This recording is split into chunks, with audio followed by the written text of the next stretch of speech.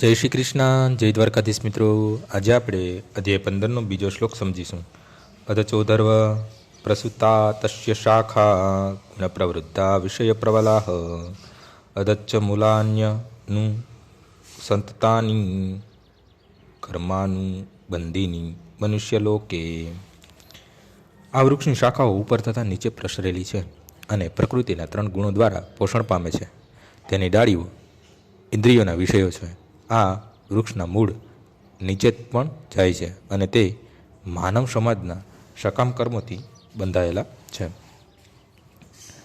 અશ્વત્થ વૃક્ષનું અહીં વધુ વર્ણન કરવામાં આવ્યું છે. તેની શાખાઓ સર્વ દિશામાં પ્રસરેલી છે. નીચેના ભાગમાં જીવોની વિવિધ પ્રકારની યોનિઓ છે. મનુષ્ય, પશુઓ, ઘોડાઓ, ગાય, કૂતરા, બિલાડા વગેરે આ બધા વૃક્ષની નીચેના ભાગમાં સ્થિત છે. જ્યાં ઉપરના ભાગમાં જીવોની દેવ, ગંધર્વ તથા બીજા અનેક ઉચ્ચતર યોનિઓ છે.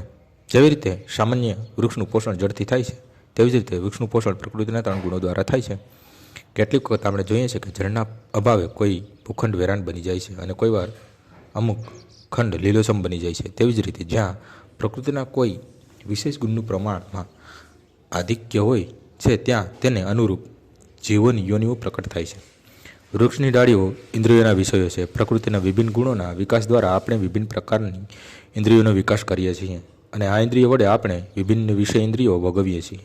શાખાઓના છેડા ઇન્દ્રિયો છે, જેમ કે કાન, નાક, આંખ વગેરે, જે વિભિન્ન ઇન્દ્રિય વિષયો ભોગવવામાં આસક્ત રહે છે. ડાળીઓ શબ્દ, રૂપ, રસ, સ્પર્શ વગેરે ઇન્દ્રિય વિષયો છે. ગૌણ મૂળિયા આસક્તિ તથા વિરક્તિઓ છે, જે વિભિન્ન પ્રકારના દુઃખો તથા ઇન્દ્રિય સુખના વિભિન્ન રૂપ છે.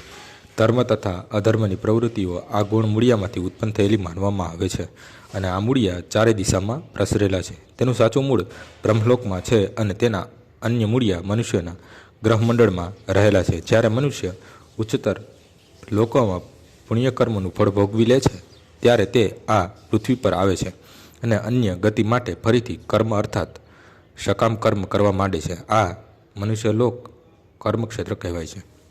આજનો શ્લોક અહીં પૂર્ણ થાય છે. આવતીકાલે ફરીથી સવારે 6 વાગ્યે મળીશું. જય શ્રી કૃષ્ણ.